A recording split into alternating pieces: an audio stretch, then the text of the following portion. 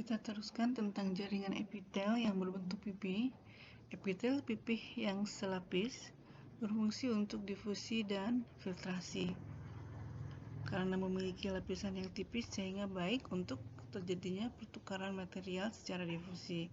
Contohnya, pertukaran antara oksigen dan karbon dioksida di sepanjang pembuluh darah kapiler dan di alveolus atau kantong udara paru-paru.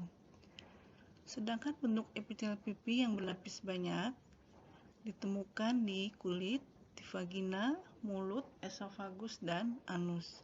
Karena berlapis banyak sehingga tebal, kemudian memiliki daya regenerasi yang tinggi sesuai dengan fungsinya sebagai proteksi atau pelindungan bagian yang ada di bawahnya. Epitel kubus lapis fungsinya adalah sebagai tempat absorpsi, penyerapan, dan sekresi atau pengeluaran zat-zat yang masih dibutuhkan. Contoh absorpsi adalah penyerapan pada saluran tubus ginjal, sedangkan contoh sekresi adalah ditemukan pada saluran kelenjar ludah, kelenjar tiroid, dan kelenjar pankreas. Epitel kubus yang berlapis banyak masih berfungsi sebagai tempat sekresi. Contohnya ditemukan di kelenjar keringat, kelenjar minyak, ovarium, dan testis. Untuk bentuk epitel yang silindris selapis biasanya ditemukan di usus halus dan saluran pencernaan, sesuai dengan fungsinya sebagai tempat absorpsi atau penyerapan nutrisi yang sudah dicerna. Sedangkan epitel silindris yang berlapis banyak berhubungan dengan proses sekresi, sehingga ditemukan di saluran kelenjar susu, uretra, kemudian pelindung di laring, faring, dan trakea. Ada satu bentuk silindris lain yang memiliki tambahan, yaitu permukaannya bersilia atau berambut getar.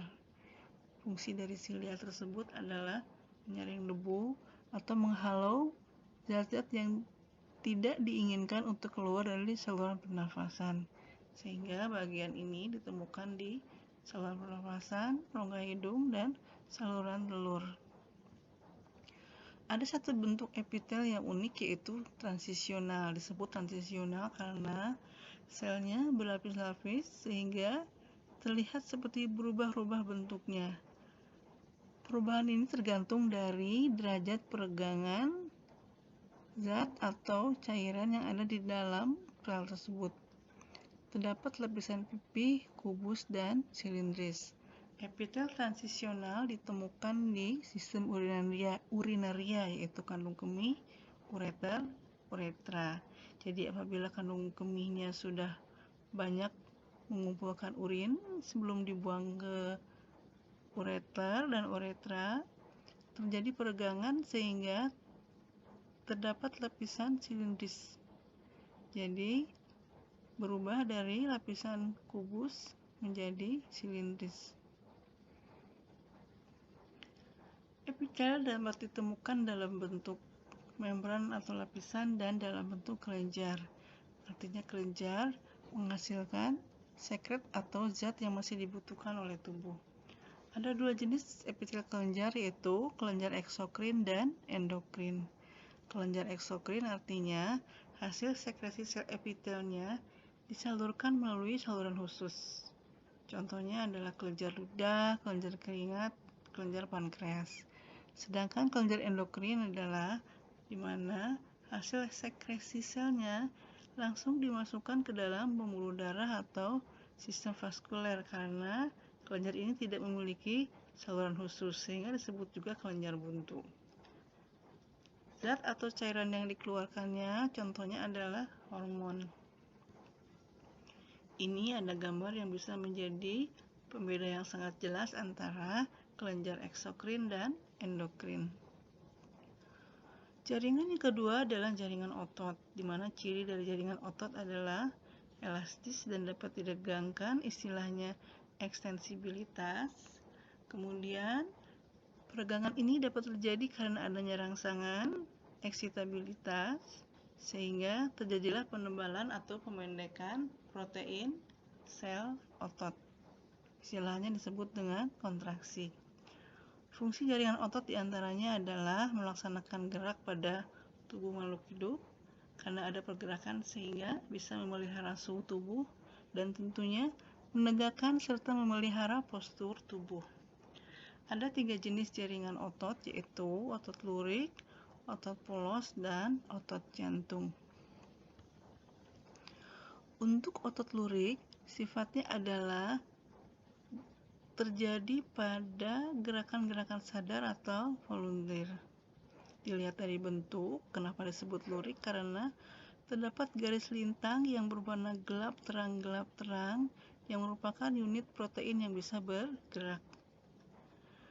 Inti selnya ada di bagian pinggir, kemudian cara kerjanya adalah cepat dan kuat tetapi mudah lelah. Otot polos bersifat respon terhadap gerakan yang tak sadar atau involunteer. Dilihat dari bentuknya berbentuk gelondong, artinya bagian tengah selnya membuncit atau membesar dan bagian ujungnya runcing. Inti sel ditemukan satu di bagian tengah. Cara kerjanya adalah terus-menerus, tanpa lelah, dan lambat. Otot yang ketiga adalah otot jantung. Dilihat dari gerakannya adalah gerakan tak sadar atau involunteer, kemudian berirama dan tidak mudah lelah. Tapi strukturnya atau bentuknya mirip dengan otot lurik, yaitu adanya garis lintang gelap terang dengan bagian ujung sel yang bercabang atau sintesium. Nukleus ditemukan di bagian tengah. Jadi otot jantung bentuknya mirip otot lurik, tapi cara kerjanya mirip dengan otot polos. Jaringan yang ketiga adalah jaringan saraf. Jaringan saraf disusun oleh sel saraf atau neuron dan sel pendukung sel saraf atau neuroglia. Fungsi dari neuron adalah menghasilkan atau mengantarkan rangsang. Sedangkan neuroglia itu adalah pendukung dan yang membungkus sel saraf atau membungkus neuron. Di gambar dapat terlihat bahwa sel saraf terdiri dari dendrit, badan sel yang mengandung nukleus, kemudian ada akson atau nama lainnya neurit yang diselubungi oleh selubung mielin. Selubung mielin tidak semua membungkus bagian akson.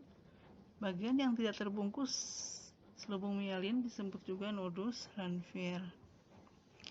Jadi secara struktural, arah rangsangan diterima oleh dendrit kemudian diteruskan ke badan sel. Dari badan sel, rangsangan diteruskan ke akson sampailah di ujung akson atau di terminal akson. Berpindahlah rangsang ke neuron yang lain. Ada 3 jenis neuron berdasarkan fungsinya, yaitu sensorik, motorik, dan asosiasi atau konektor. Dilihat dari fungsinya, sensorik itu adalah sel saraf yang membawa rangsang dari reseptor atau penerima rangsang, yaitu alat indera dan organ dalam. Kemudian rangsangan dibawa ke saraf pusat untuk ditanggapi dan diolah. Sedangkan saraf motorik adalah saraf yang membawa rangsang hasil olahan saraf pusat ke efektor, misalnya ke otot atau kelenjar. Sedangkan konektor adalah sel saraf yang menghubungkan sel sensorik dan sel motorik. Di sini ada tugas jaringan hewan individu yang harus kalian kerjakan. Yang pertama ada gambar, jadi tolong sebutkan jaringan apa saja yang menyusun kulit tersebut. Kemudian buatlah skema pembagian jaringan epitel beserta contohnya. Ini soal nomor 3 adalah tolong jelaskan perbedaan kelenjar di bawah ini berdasarkan gambar. Soal keempat, deskripsikan gambar di bawah ini tentang masalah jaringan embrional pada hewan. Nomor 5, kalian harus bisa membedakan antara jenis otot yang menyusun jaringan otot, yaitu otot polos, lurik, dan jantung. Dilihat dari bentuknya, letak nukleus, sifat terhadap rangsang, cara kerja, dan contoh. Terakhir adalah, adakah sifat